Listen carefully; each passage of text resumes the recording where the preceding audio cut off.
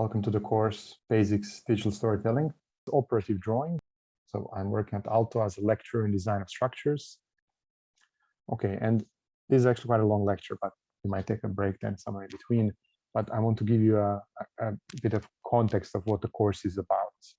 Now, I always like to start with the quote. This is actually from one of my favorite authors, Jorge Luis Borges, who wrote this.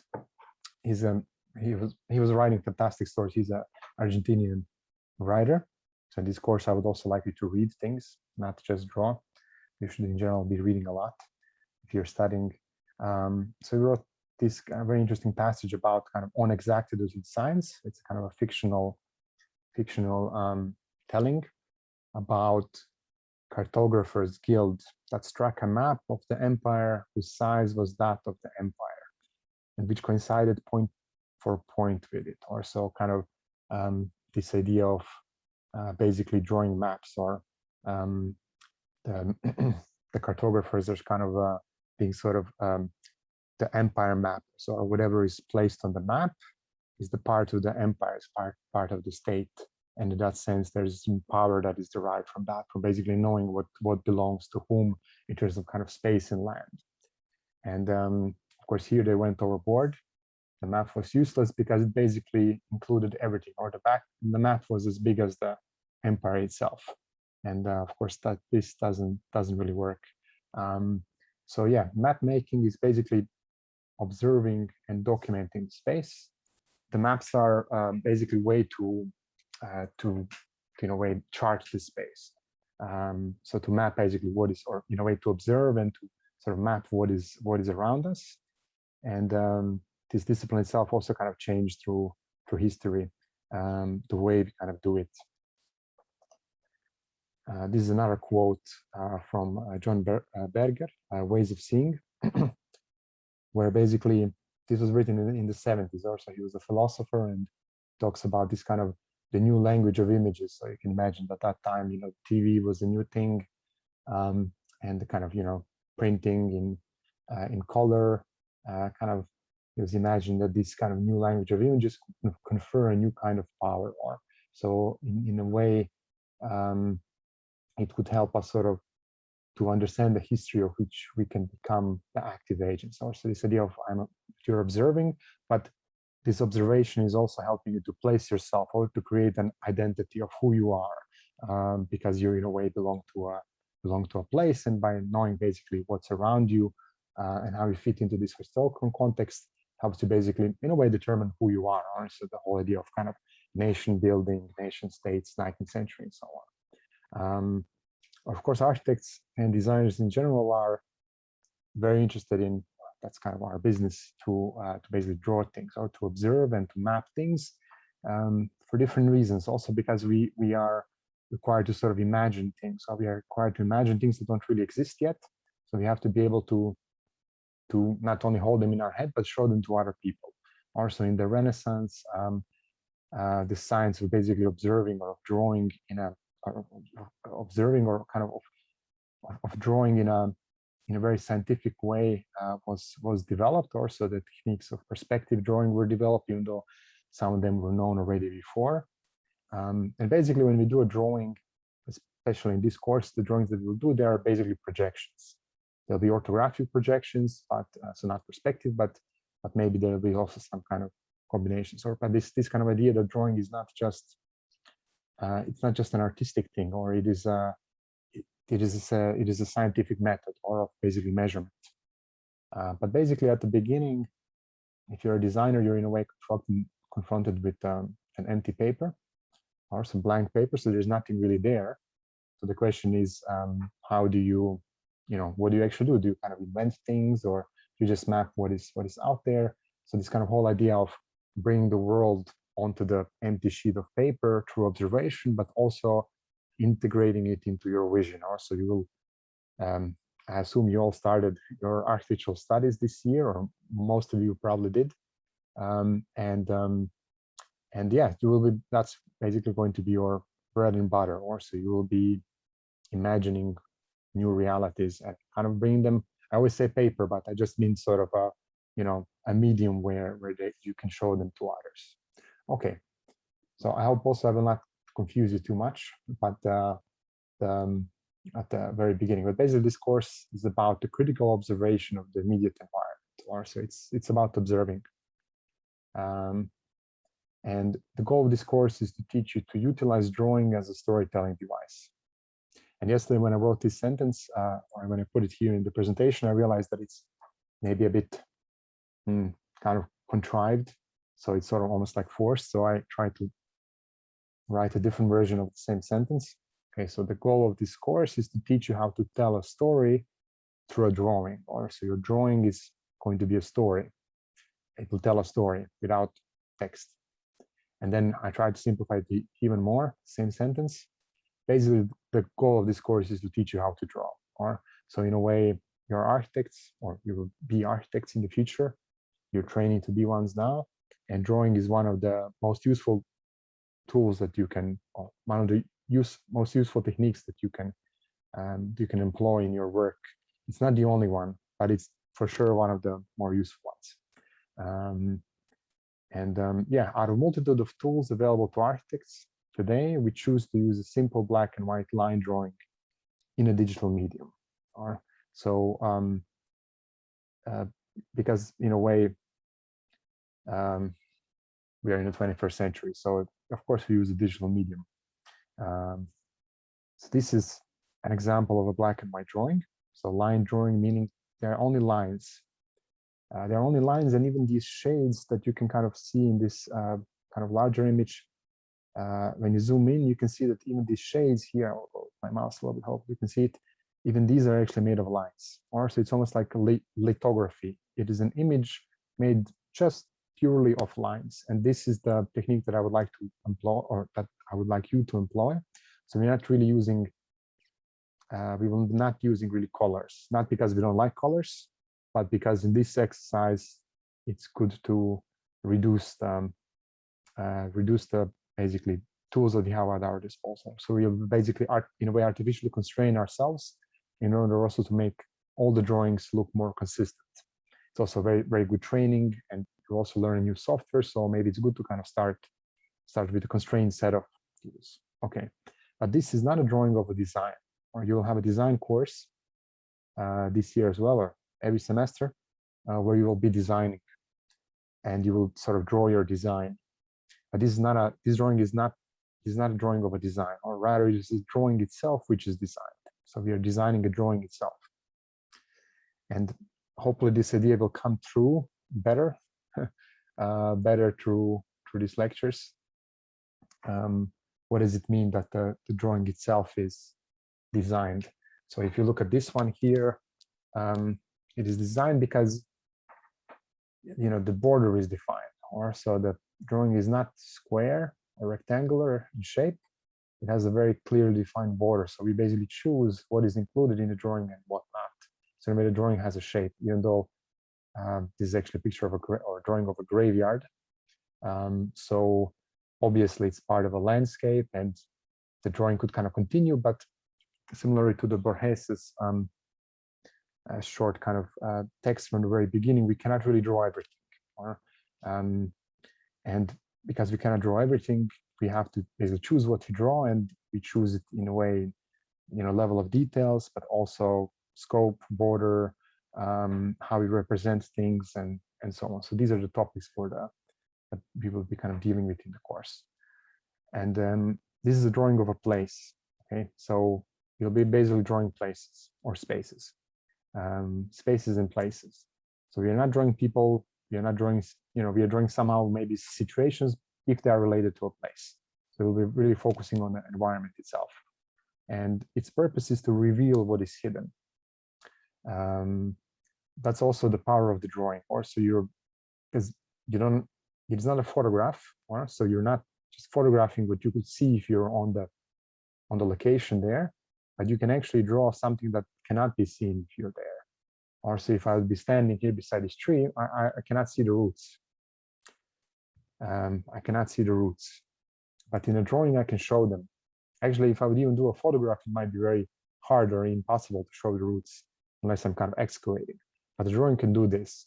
Or so this is, again, not a design, because nothing is really designed. It's just everything. I'm just drawing things that are there, but I'm revealing something that is hidden. Also, I'm kind of showing more than what is there, and that's really the power of the drawing to kind of to reveal things.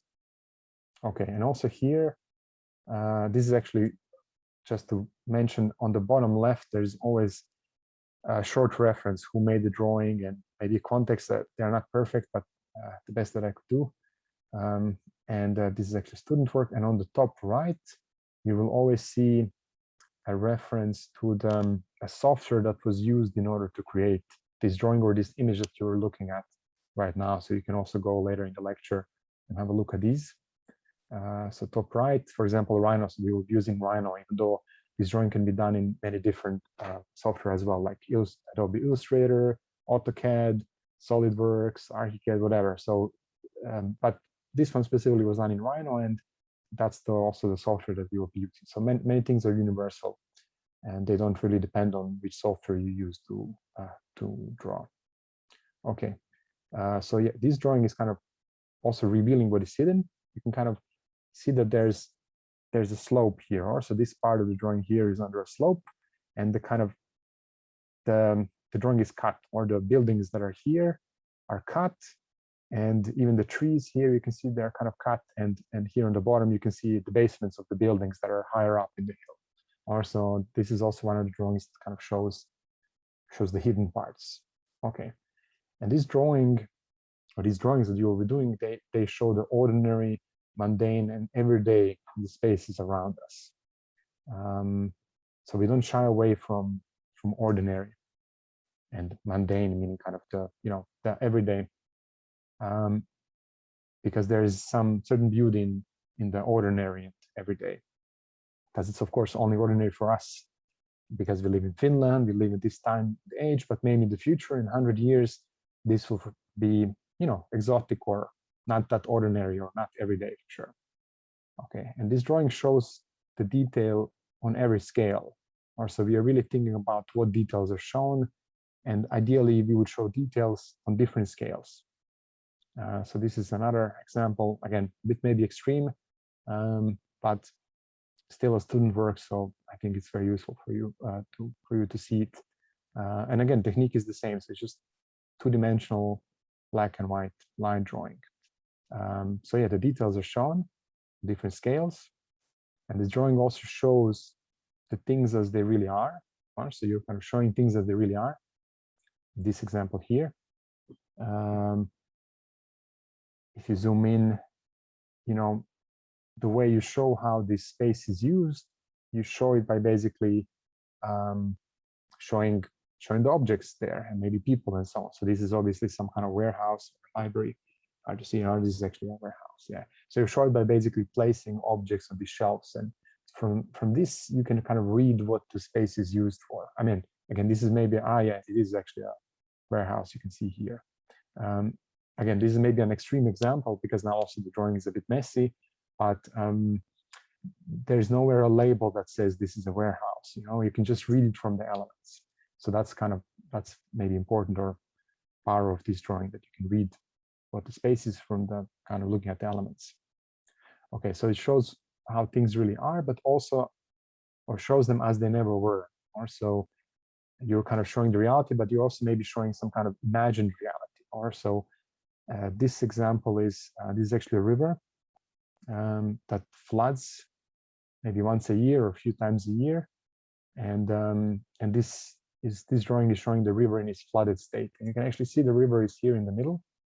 You can see the boats, and there's the bank here where the trees are. That's where the river usually is, and then there's the flood protection kind of embankments here, left and right, that they allow the river to spill over, but don't allow it to spill over into the city. And the elements that you see here are basically bathing houses. So this is actually in Zagreb. Once 100 years ago, you could swim in this river, and you could just go and swim. Today, of course, this is not possible because the river is polluted. Or so this is in a way an overlay of past and the future. So the river never existed in this state, but this one drawing sort of shows the story of the present, but also of the past. Again, a powerful technique. Okay, and this drawing also chooses its own view. When I say here drawing chooses its own view, this of course means you as an author, or so you as a student, or you as the author of the drawing, you are choosing the view of the drawing. So here it's a little bit subtle. Let's see if I can see here. Okay, so in this drawing here, this is actually an apartment block again in Zagreb. This was done, I think, in 2014, so already some time ago. But you can see the big buildings here are shown from below or from underneath, because when you're standing in this neighborhood, this is how you see these buildings. So you see them sort of from below, they look like giants to you. And at the same time, there's a neighborhood of smaller buildings here on the right, and they're shown from the top, because in a way, if you would be living in these apartments here, this is how you would see these houses from the top. Or so these are kind of, little dwarfs. Or so this is this would be called an oblique perspective. So it is sort of a it is a combination of different perspectives overlaid in the one drawing. And yeah, the purpose is in a way to tell a story of kind of sizes and scales. And also actually something very interesting that is happening in this drawing. You can see there's a line, 2 lines here, and you can see the image behind or in between the lines is distorted. It's just a little bit shifted, and this is actually refraction.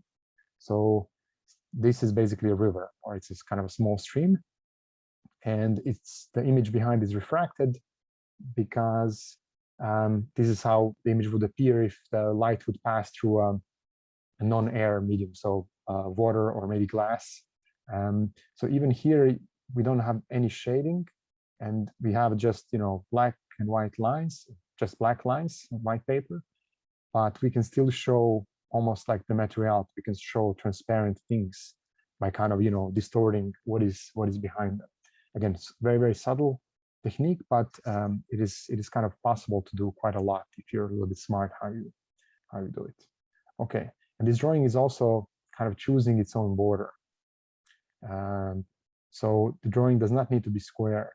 I mean, it's placed somehow on a finite paper or finite screen, but you basically choose what is included in the drawing. So here, this is actually a neighborhood. So a little bit kind of let's say this is an informal settlement in the city of Zagreb in Croatia.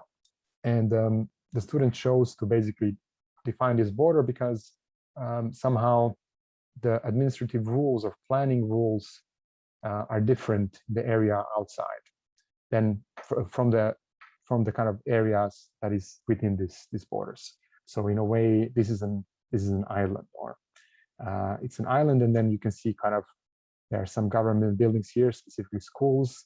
They are sort of not really part of the island, but they are kind of in the sea here. So they're actually regulated on a kind of a shown here as basically boats that dock onto this island. Also, the story of basically different land use. And also here you can see the houses are a little bit funny because they kind of flip, or they flip. They kind of point away from the street. They're kind of they're sort of pointing away from the street. So you can see the facades of the buildings on this drawing, which usually, if you look from the top, you could not see, because you cannot really see a vertical wall if you're looking from the top. But here the facades are what's interesting. So the students chose to basically, again, use an oblique perspective where the buildings are sort of pointing away from the street. It looks a little bit cartoonish, that maybe how a kid would draw, but this is in a way a very, very planned technique of just showing more things. And although this course is primarily about drawing, its lessons are much broader. In a way, these lessons are about thinking through visual means. And I have a thesis, which you can always challenge me on, that this thinking is not completely independent from the medium. So when you talk about visual thinking, it actually does depend on in which medium we are creating or we are doing this thinking. And again, throughout your studies, you will meet different people: professors, lecturers, architects, assistants, other colleagues, students, and they will have different opinion on this. This is sort of my opinion, or I don't think we are completely independent from the medium, even though there are some techniques or some things that are universal. Or so maybe you can say that design is universal, design thinking is universal, but I would argue strongly that it is actually very dependent on the medium that we chose to design in. Okay, and therefore we embrace the medium of our time, which is the digital domain and all its manifestations, because we're in 2021. Okay, and to do this, we have to break what I call the fear from the machine. Again, you are a very new generation, obviously, born in the 21st century, probably most of you, and maybe you don't have this fear from the machine, but you will engage with new things, new software specifically, but new courses, new people, new assignments, everything will be new. And maybe then sort of technology is usually even more frightening, because if the software doesn't work, who is there to help you? I mean, we are there to help you, of course. And I call this the fear from the machine, or so kind of fear from software, fear from the kind of new workflow. You potentially might have this throughout your studies, that you always encounter something new and then you're reluctant to engage with it. But the only way to break this fear is to engage with it. Okay, so we are going to engage with this medium through basically doing the assignment. Okay, and this is actually the second part of the lecture, called Digital Design Techniques in Search of an Author. So basically, I want to show you what is basically possible in digital design. So here we'll go much beyond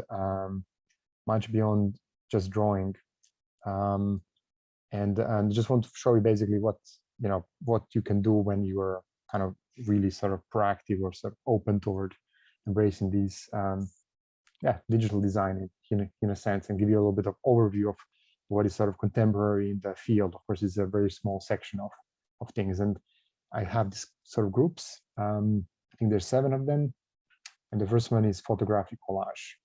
So we don't even start with the drawing, but this one is sort of simpler.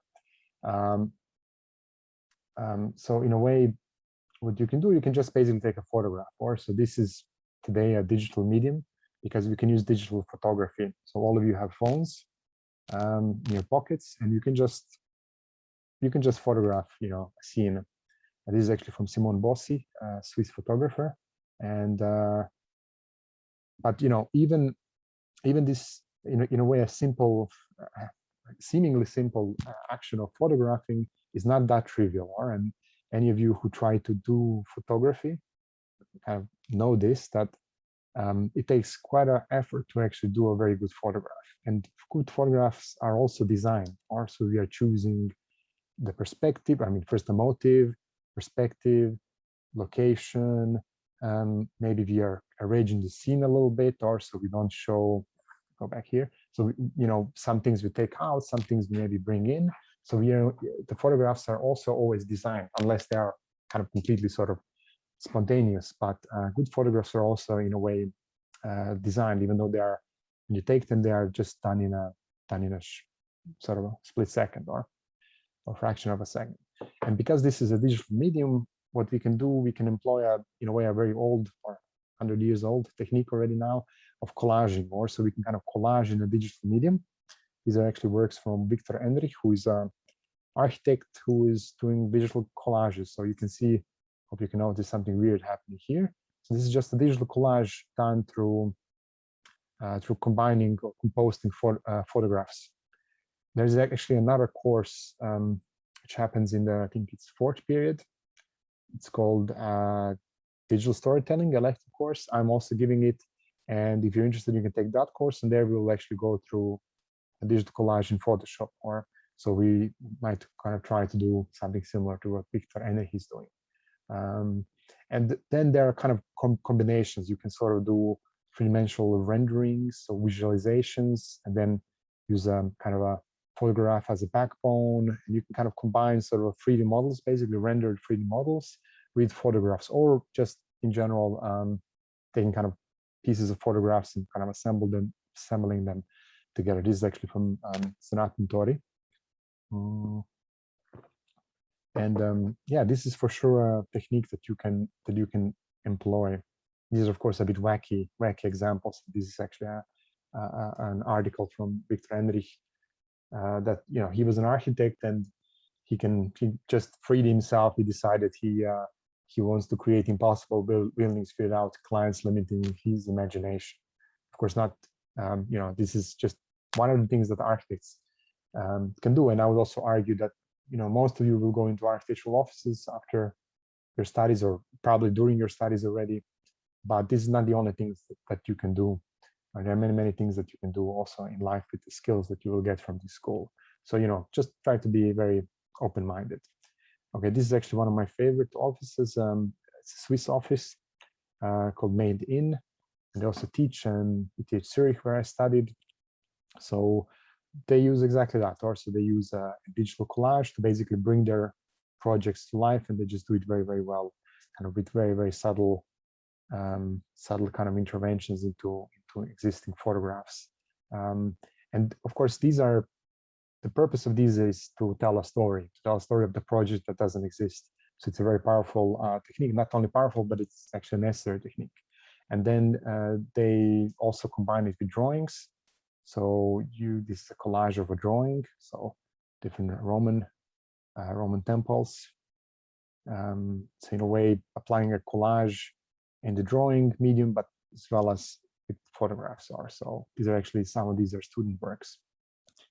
You can also go, if you go on their website, you will see a lot more of these examples. Also, in a way, using a collage as again, way to tell a story. This is not really new.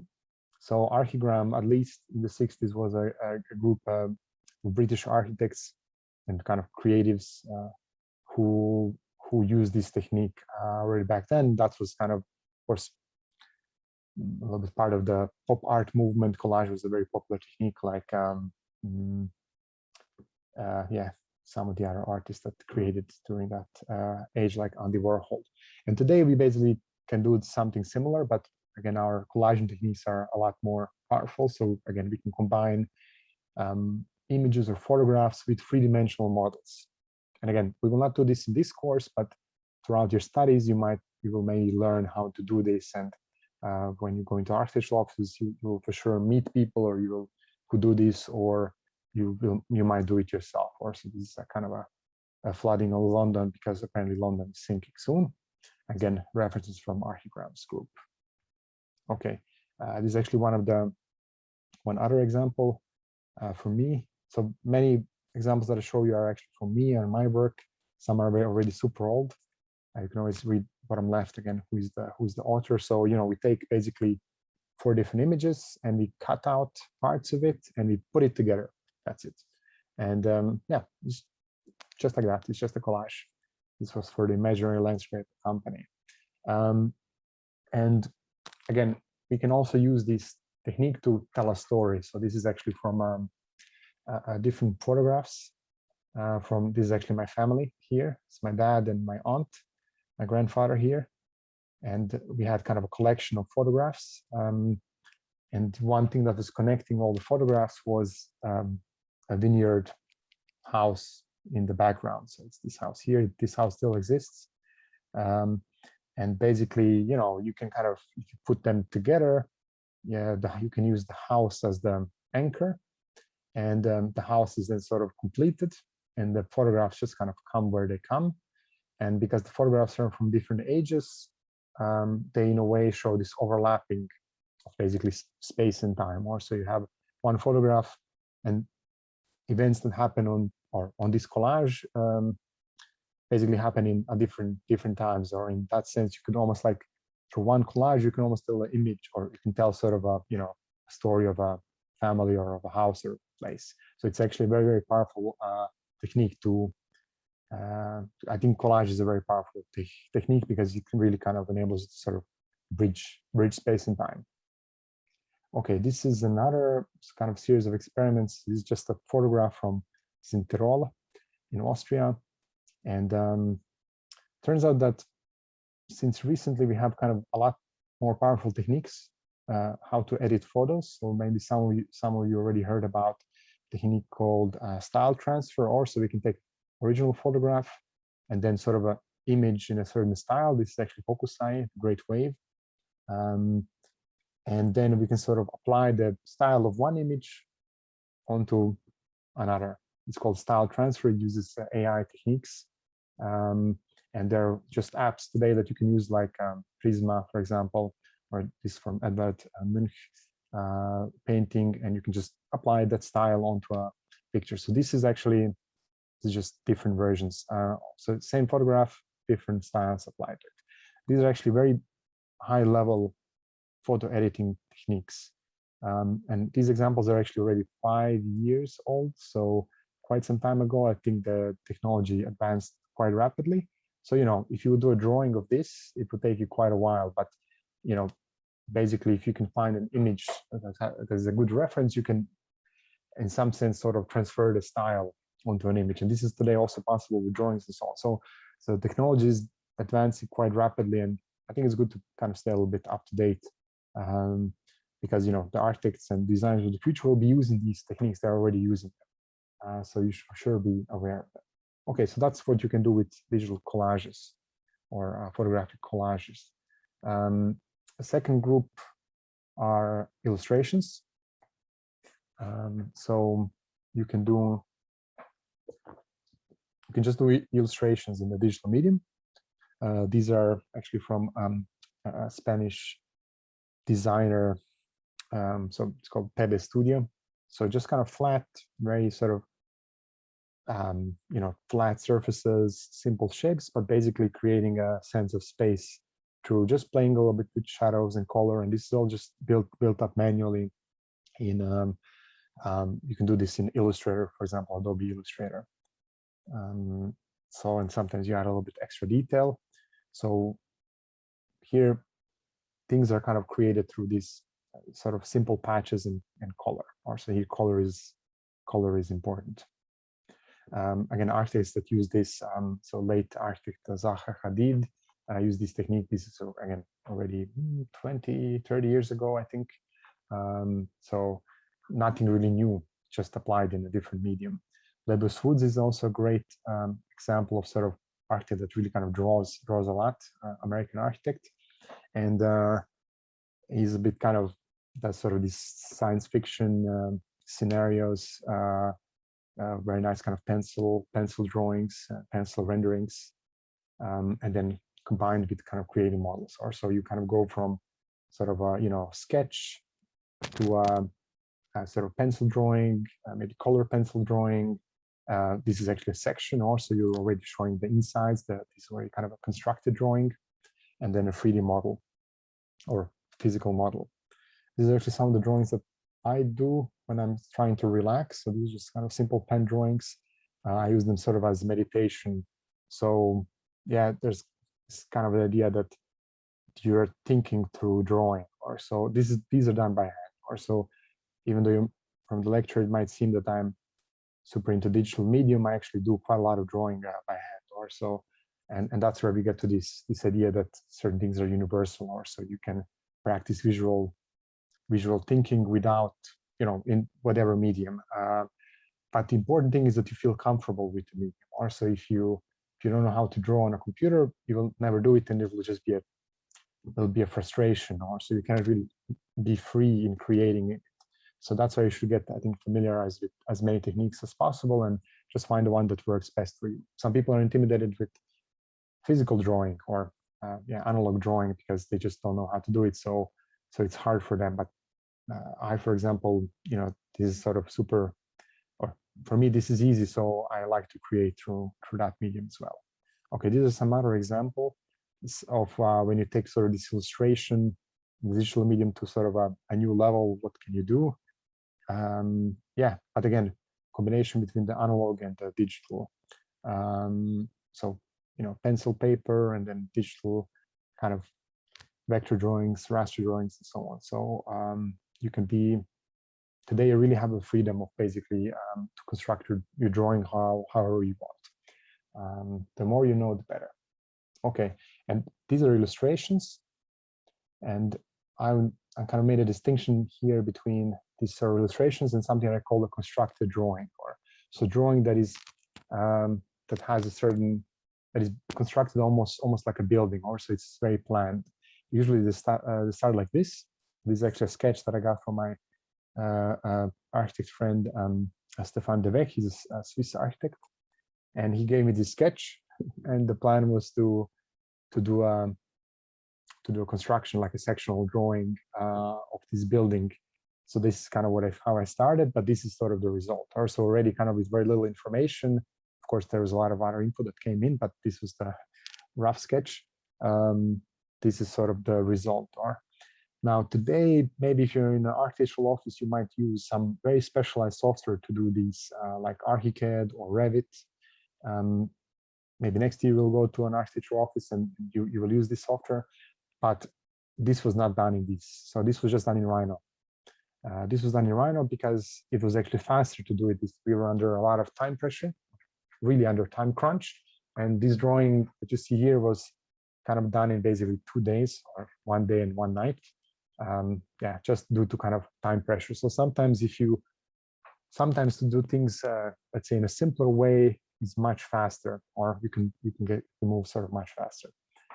Today, I think it's very rare to make drawings like this. If you're in an architectural office, you will probably not do drawings like this anymore for different reasons, efficiency and so on. But back then we did like that. Okay, another example. This is actually derived from a three-dimensional model. So we modeled this building in a computer. So created a 3D model, and then from that model we kind of extracted the drawing. And yeah, we just kind of created a projection, and then we sort of continued working on the drawing itself because there were a lot of details that were just easier to do in this two-dimensional technique rather than kind of do it completely in 3D. And yeah, this is how this model was kind of done. This was with another Swiss architect, David Jenny, and me. Okay, and then again, this is nothing really new. So Tadao Ando, a famous Japanese architect, used maybe similar techniques. So to kind of show how the interiors of his building should look like. Again, simple pencil, black and white line drawing, but you can actually read the materials. So you can totally read that this is, for example, wood, because the texture. And if you know Tadao Ando's work, you will realize that this is concrete also, because there are these small circles. These were the distance holders in the concrete formwork. So basically, this is exposed concrete. And of course, these on the floor are somehow tiles. These are obviously not wooden tiles, but they look like ceramic tiles or maybe stone tiles, probably ceramic. So even through a very simple drawing, you can already read basically the materiality. Or so that's the power of the. If you know how to do it, it's a very powerful technique. You don't need much. This is maybe a bit kind of a over-the-top example, but again, simple line drawings and very detailed. They look like hatches almost, but basically they're just lines showing the rendering of these materials. And of course, here it's shown from kind of underneath. And then another example goes even further. This is not line drawing anymore. It's actually adding rendering. So adding textures. It's brick and kind of quite a lot of happening there. But it's yeah, you can do it also like that. And I think this is not really a three-dimensional model. It's kind of, you can do texturing also as a collaging technique. Or so it's not really a three-dimensional model in a computer, but it's still a projection, and you just collage the textures there to give it illusion of three-dimensionality. Or so it's just a very maybe elaborately done collage. Or so these are all some other questions in the chat. Okay, again, I will answer these at the very end. Maybe that's really better. Okay, another example. And I wanted to another example here. So kind of the building is cut. That's the, again, cool about the constructed drawing is that you can show the insides of the building by kind of cutting it. And some of the examples also from this course from last year, they employed this technique as well. So they would kind of cut the building in order to show also what's inside. This is, so I'm also involved or part of a 10 studio, which is like an international group.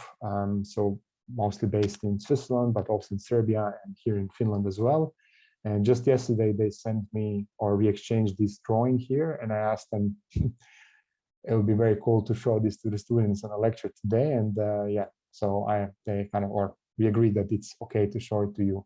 So this is actually work in progress, like currently ongoing project with the 10 Studio of a building, basically showing kind of what's happening inside. But again, kind of very basically showing the use of spaces through drawing in people and so on. This is a bit, again, maybe 10 years ago, you would not do a drawing of this type. But maybe today, this is sort of, I wouldn't say in fashion, but sort of many artists do it like this. So maybe also when you go to an office, you might do certain things like this. It's a bit over the top, but this is also for kind of a study. So it's going to be published. So it's actually worth the effort. Okay. If you apologize, I will actually not take any breaks. I'll just continue just straight on. Yeah, hopefully we'll not get too tired. I'll try to kind of keep the pace, and then we maybe finish a bit earlier. Okay. The fourth category is constructed model. So we had a constructed drawing. This is a constructed model. Another example. So this is to my Swiss colleagues as well. This is for Art Geneva project. So they created this three-dimensional model. This is actually again in Rhino, just rendered in Rhino. Sort of a it's like a conceptual building, conceptual structure. But actually, in the end, from a 3D model, we could 3D print it. We 3D printed it and in clay, and sort of glazed it and just baked it. So this was in the end kind of a physical object. But the concept was basically to construct it in one-to-one. So actually to create a building out of it. It looks very weird, but in the end, the guys actually went all the way into design, the formwork, which would be removable. So it's not only the building itself, but also kind of the means of constructing a building. Or so here you're kind of modeling, yeah, sort of also the scaffolding and some of the machinery that is needed to, again, to sort of actuate certain parts of the scaffolding so it can be removed or support. From this 3D model, you can create drawings. Again, this is semi-automatic, so in Rhino you can do this actually very well. That's why I actually like using Rhino, because it provides a very powerful workflow where you can sort of switch from two-dimensional drawing to three-dimensional model and then renders. And here I want to just show you how you can have a black and white line drawing, but basically just choosing which parts you kind of hatch or draw or kind of fill in with color, you totally shift the focus of the drawing. Or so here, it's not really clear what is the focus of the drawing. Actually, it seems almost as if the scaffolding is the focus because it's somehow darker than the model is very simple.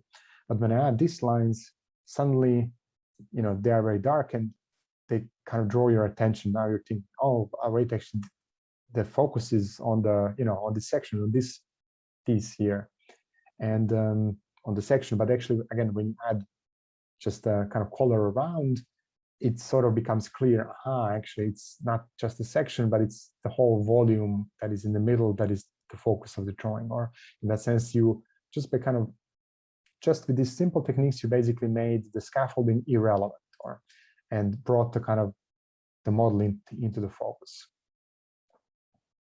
Can you shortly explain what rendering is? Yeah, well, rendering is, yeah, I apologize for using sometimes these terms. This is a rendering, or the rendering is a three-dimensional visualization of a model. So this model exists in a computer. So yeah, it just exists in as a computer model. And when you say render, it just means that it's shown as if it's almost a physical thing.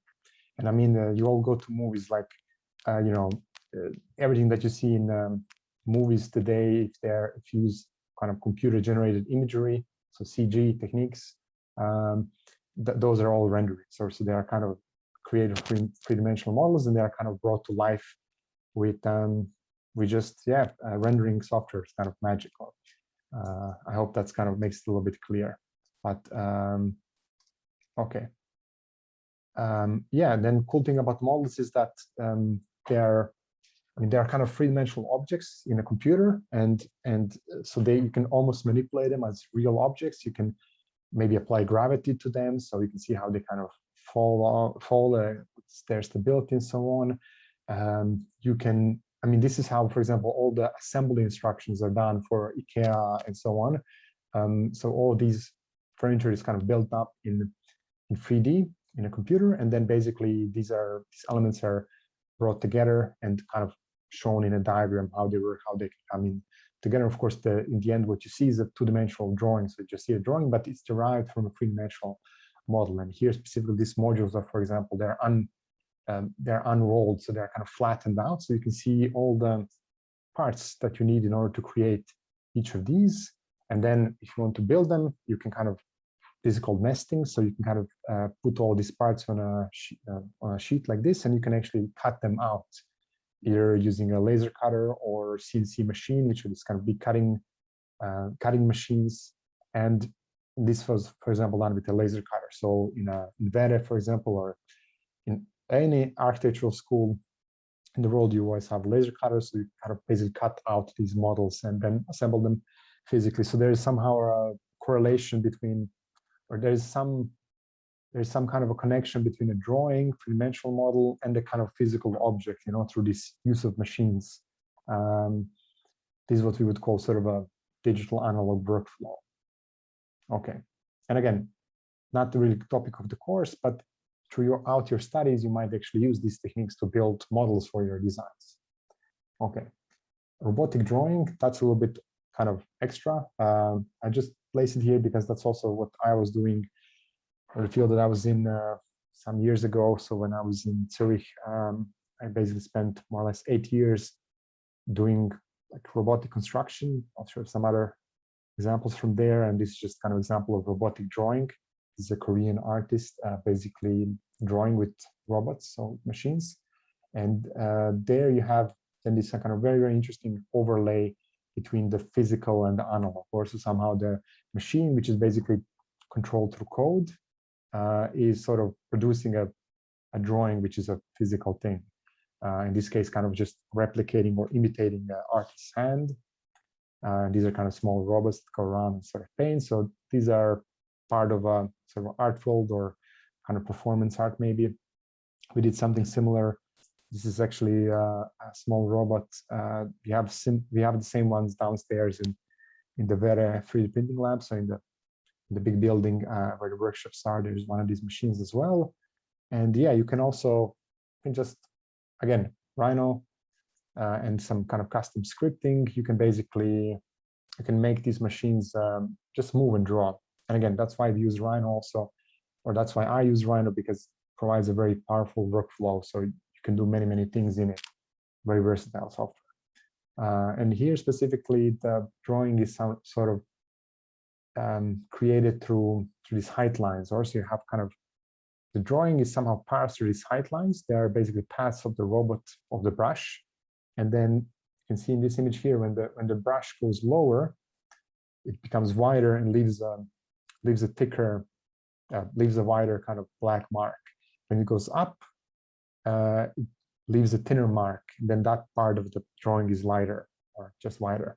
And so in a way, you have a mapping between the height of the height of the path and the kind of darkness of the image. And again, this is not really done manually. For this, you need a little bit of you need to be able to code. Or again, not part of this course, but this is what I teach in the master studies at the department. So I just teach students basically how to do this. It's not really that hard if you understand a little bit coding. But again, you can do it in Rhino. So it's some kind of three-dimensional model, and this would be the result. This is basically kind of a custom printer in that sense. And this was the same technique, but just a much bigger robot. And yeah, just bigger paintings in that sense. And this is also one of them. We did here. We went kind of in sort of reverse. So we did first kind of a computer drawing, so digital drawing, and then again we used the machine to sort of draw it with a pencil. So in the end, it looked like a human did it, but it was actually sort of done by a machine. Here you can see it a little bit better. So you somehow go from a perfect drawing into an imperfect digital drawing into an imperfect physical drawing, which is usually would go the other way around. But yeah, okay. Okay, what is the name? Okay, yeah, I will go through the questions at the very end, maybe. And yeah, so just show you how universal this drawing is. You can also draw with light, or so you can go with, you can actually have a LED pen, which is, LED is just a lamp. And if you have a long exposure, you have a camera set to long exposure, you can basically draw with light in space. And you can do it by hand, or if you do it with a robot, again, then it's more precise. Then you can really do kind of precise things. And this is just one of these examples. There's a robot here. You can kind of see this is under a staircase, so it's very dark. And just drawing like a cube with light. So there are some artists and are doing, for example, these sort of arts installations. This is basically 3D drawing. And today you can probably do something similar also with VR, so virtual reality, or AR, augmented reality headsets, and so on. So some of these drawing techniques are now really kind of expanding, or in a sense that they become sort of really three-dimensional drawings, not anymore flat. Okay, computational drawing. This kind of leads us to this big topic of computational drawing. And I actually put this reference just today. I just realized that, so Tyler Hobbs is just got very famous very recently, created this Fidenza series, which are basically series of generative artworks. So these artworks are just created with code. So it's just custom code. And they are kind of sold as NFTs, so these non-fungible tokens. And so they live on an Ethereum blockchain. And these ones specifically sold on auctions now for some millions of dollars. So kind of very, very popular. But basically, this is, I think, one of the most successful examples now of sort of basically generative drawing. And yeah, kind of going into the art world and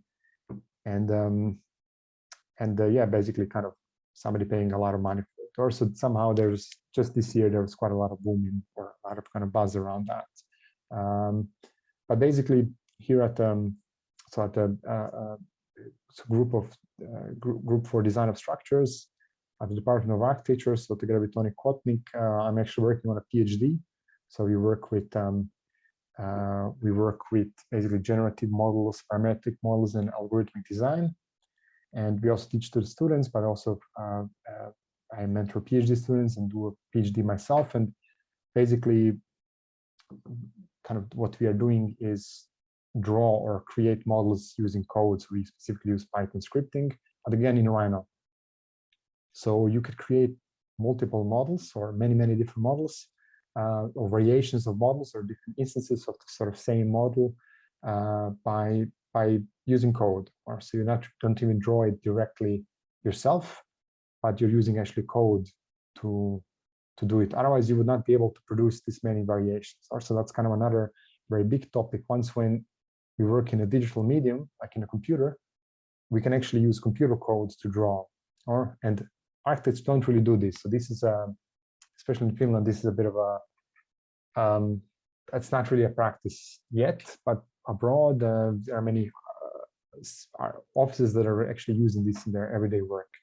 But basically here at Aalto, Tony Kotnik and me are kind of trying, some other colleagues are trying to introduce this way of thinking into the architecture school, and it's a bit slow because it's very untraditional, let's say.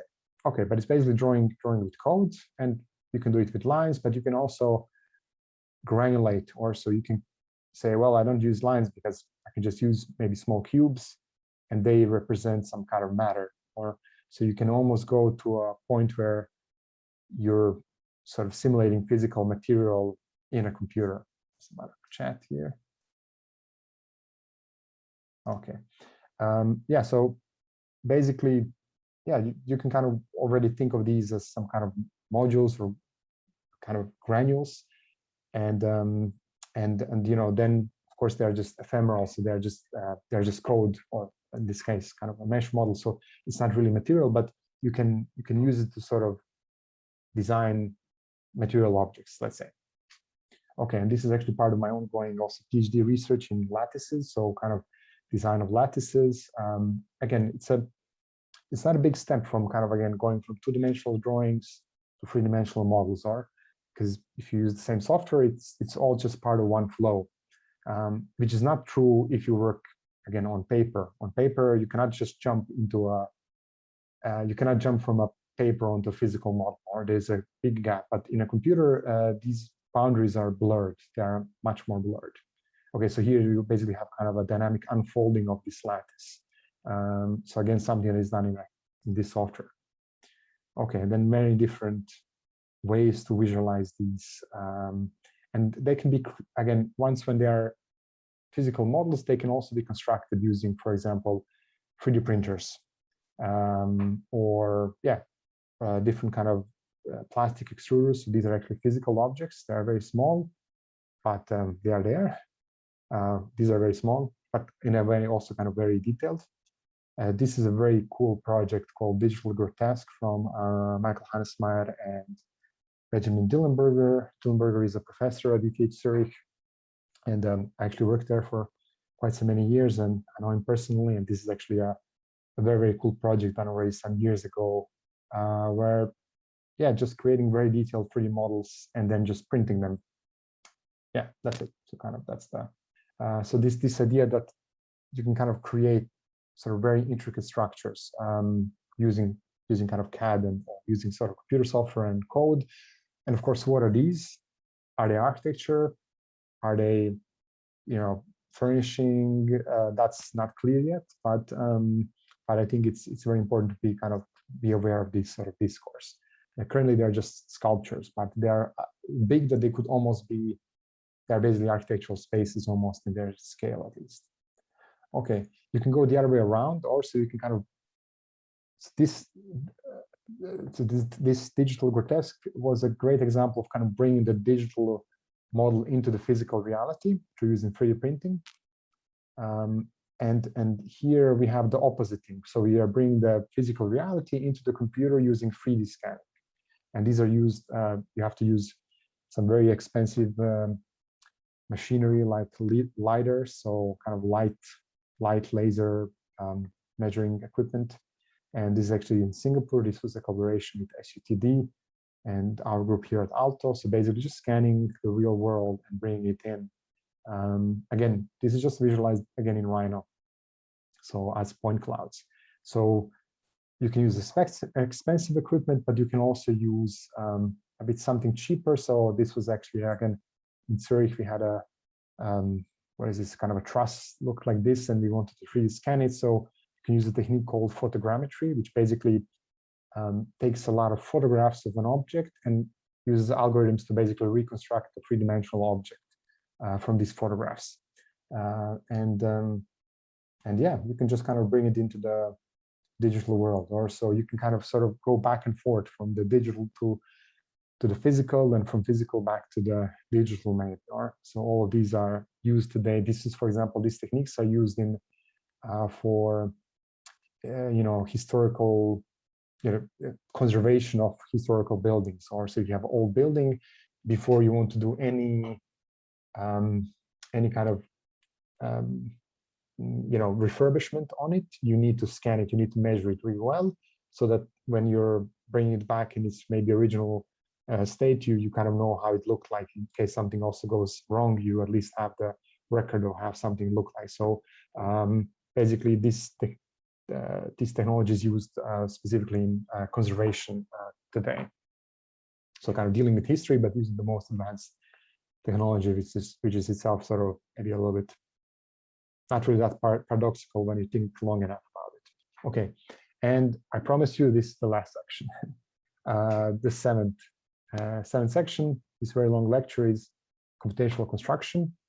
So we already scraped a little bit that part. So really kind of using the sort of digital medium and specifically computation. So when I say computation, I mean using really kind of coding and programming to its, computers to its full extent in order to create design. Or so that's when I say computational construction, I just mean that. So basically construction, but using using kind of algorithms and code to to create these designs. This is actually a very cool project, one of the earlier Venice Biennales from Block Research Group. So Professor Philip Block is, again, a professor at ETH Zurich. There are a lot of references from that school because it's just where I worked for many years. So I'm just bringing that in. And they just did, they did basically kind of sort of robotic, or it's called CNC, so computer numerical control machines. So basically just machines that cut in a very precise way stone. This is actually done in Texas and then shipped to Venice. And the trick here is that if you arrange this masonry in a so that it forms a compression-only structure, it means that you don't need more mortar, so you don't need any glue in order to bind these pieces together. Or so you can actually just place them if you have formwork. You can place them and then remove the formwork, and this is then standing in pure compression. So there's no glue here. In theory, if you would press one of these parts here, it would all kind of collapse, but it's actually quite stable due to its mass. And again, this you cannot really design by hand, or actually the question is, can you? Because somehow what the group is also doing is researching how, for example, church vaults were done. You know, this is Henry VI, and so what is that?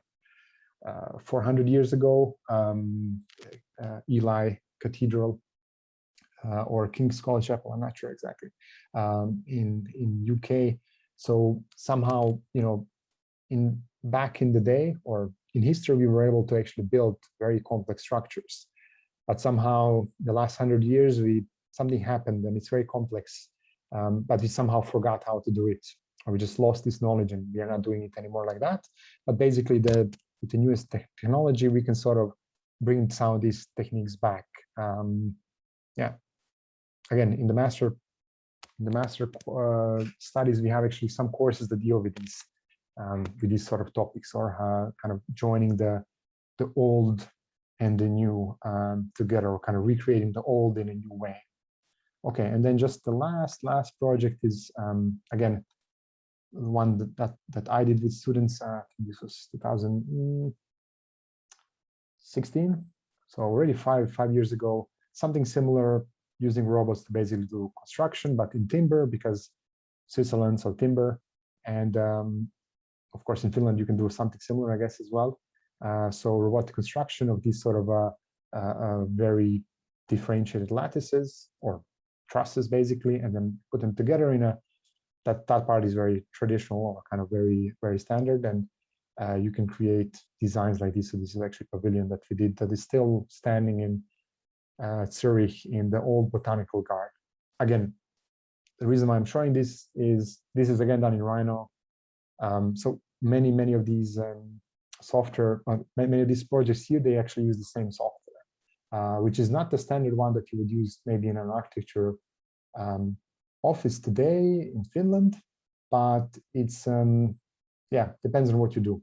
So kind of you can use basically one piece of software and you can do kind of quite a lot there, by just kind of adding complexity.